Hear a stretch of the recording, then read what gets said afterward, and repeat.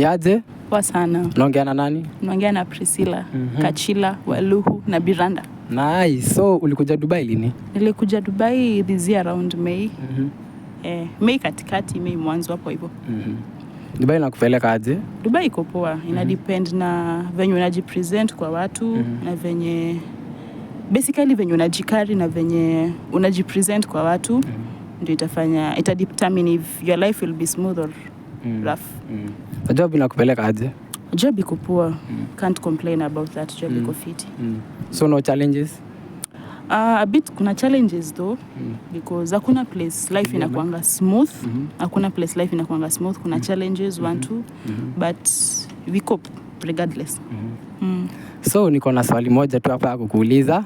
Simple and direct So nataka uniambie before a man approaches you, what do you consider at first sight, what do you consider?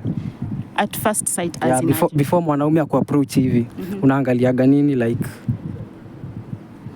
Okay, for me basically naangalia three things. How you approach yourself, how you present yourself and your dress code.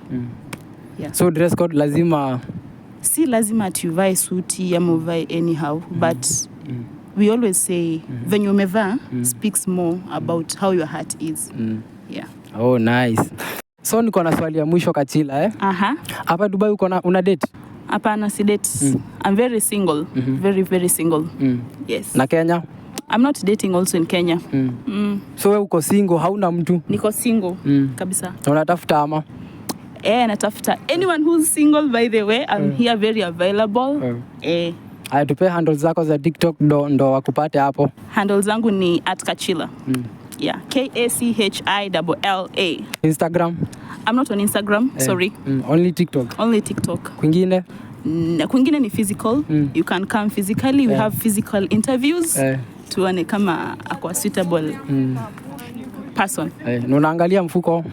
No. Because a wise man once told me usiangalia mfuko ya mwanaume because your own money is what determines how you people will be and his own money is what is going to determine how you people will be. So apparently no. Yeah.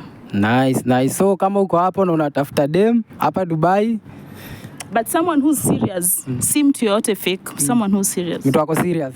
Oh nice. So thanks to meet you.